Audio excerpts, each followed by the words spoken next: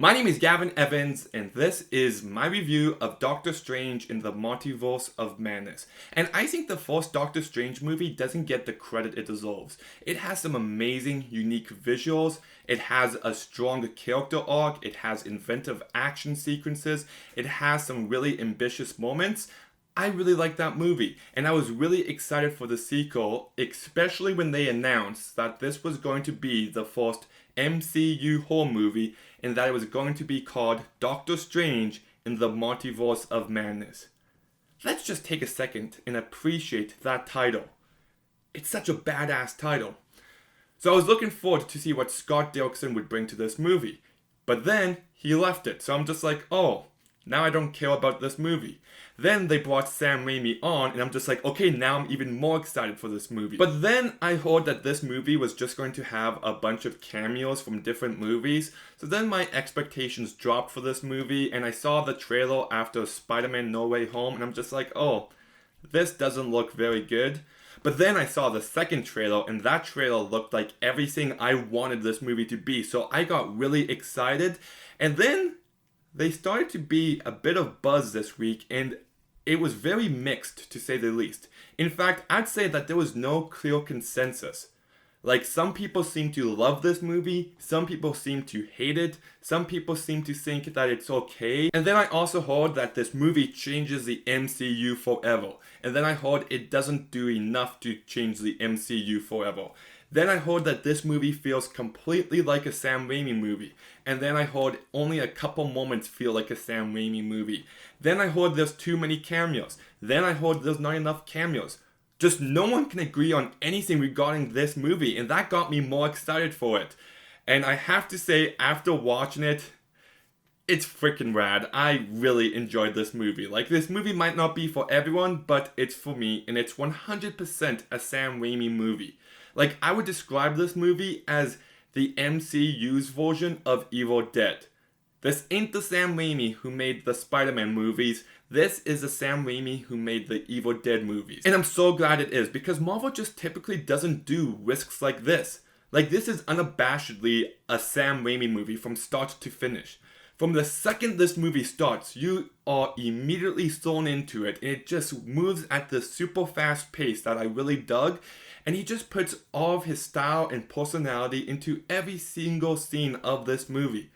Like, there's moments where there's all those Dutch angles that I really love, and how he plays around with the movement of the cameras that just felt very distinctively Sam Raimi. And even during some action sequences, he finds a way to put jump scares into them that I really dug. There's a few moments that got me pretty good, and it was just a total blast to watch. It was also surprisingly violent in moments. Like, this is definitely the most violent MCU movie, and I love that about it. Like, there's some kills here. One in particular, all I'll say is mouth. That's all I'll say, and I just loved it. I just loved it. We don't see things like that in most Marvel movies. In the last act of this movie, like I already said, it's pure Evil Dead. It is so goofy and dark and campy, and I had a total blast with it. Like, I loved it. I was just like, I can't believe this is in a big budget movie. Like, that is such a wild risk to pull, and I'm so glad they did. Like, I just thought it was bonkers in the very best of ways. But that said, I'll also say that this is not for kids.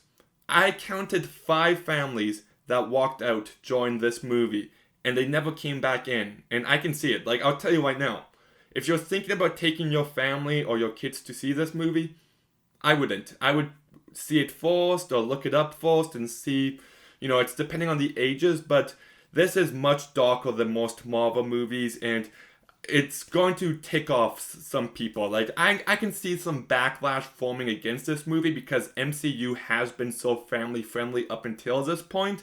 In this movie, I would say, like, I told my parents, yeah, don't go see this. You would absolutely hate it. So, there's that. But not just Sam Raimi, who is the star of this movie, but I also thought the cast did a pretty good job for the most part. Benedict Cumberbatch doesn't get mentioned in the same breath as Robert Downey Jr. and Chris Evans, but he should be. Like, he doesn't have a lot to work with in these movies, but he just plays this character so well, and he just hits every single beat he needed to. And I really like the character arc that Doctor Strange goes on in this movie. I was very much invested in it. In fact, it kind of had me on edge, and I was just riveted. Like, is he going to do the right thing here? And the way that they set that up in the very beginning, and they keep you on edge with that idea throughout, I thought was absolutely masterful, and I love that aspect of this movie. And then we've also got Rachel McAdams, who I love as an actress. Like, she's so great in movies like Mean Girls and About Time and The Notebook. She's great in almost everything she's in, and I do feel like she gets wasted a bit in these movies, but she's still perfectly fine in this movie. And I do like what they do with her character and how they play on her and Steve's relationship in the past. I think they did a really good job with that. Then we've also got Elizabeth Olsen as Scarlet Witch, and I loved what they did with this character.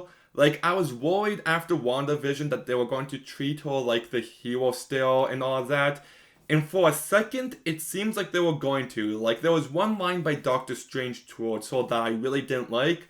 But then after that, they took this character in all the directions I wanted them to. She's sympathetic, and she just pulls the villain role off so perfectly. And I love how her character is incapable of moving on from what has happened, and the idea of a beautiful lie and how they use that to push her character ahead. I love that element of the movie. You've also got Benedict Wong, who does a good job playing Wong, but that said, the way he acts in the second act of this movie didn't sit right with me. I thought he acted very out of character.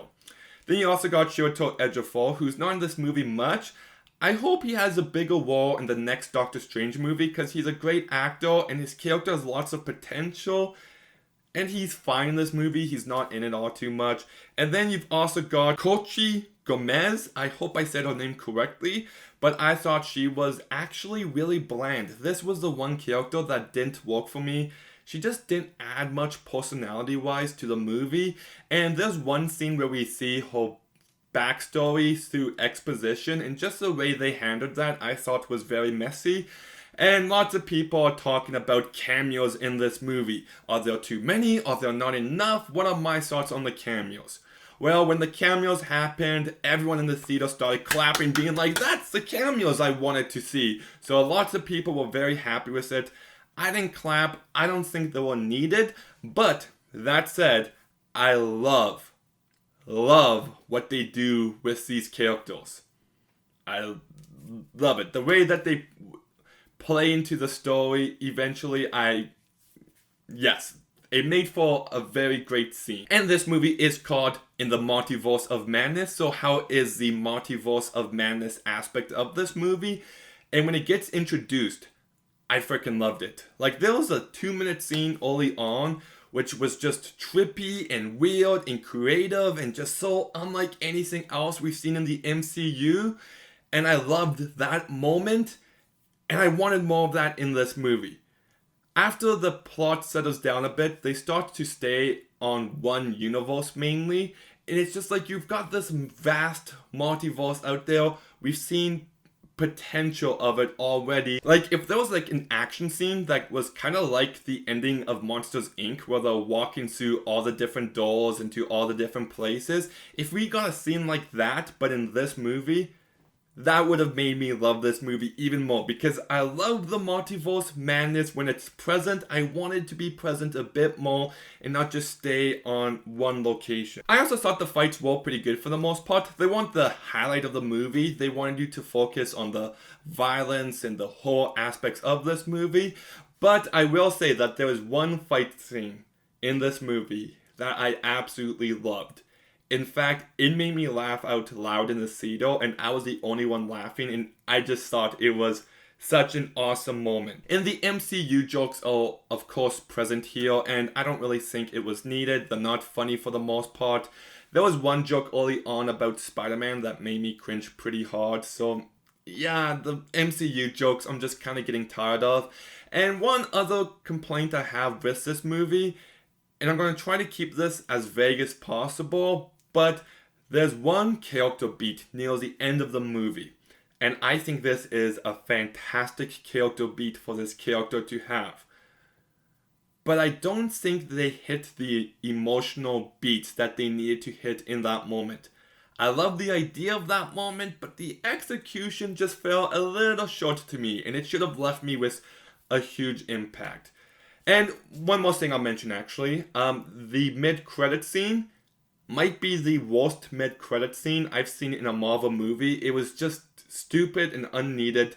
But that said, the post-credit scene was one of my favorite post-credit scenes in this movie. But look, I dug this movie. I know it's going to have controversy behind it. There's people who love it, people who hate it, and I really dug it. It's not without its issues. The first act and the last act are definitely the strongest. The second act, it does slow down a bit, but man, what Sam Raimi is able to bring to this movie, I absolutely adore. He brought his own distinct style to this movie, and when all is said and done, that's what's going to stay with me regarding it. I love the horror elements of this movie. I love some of the visuals.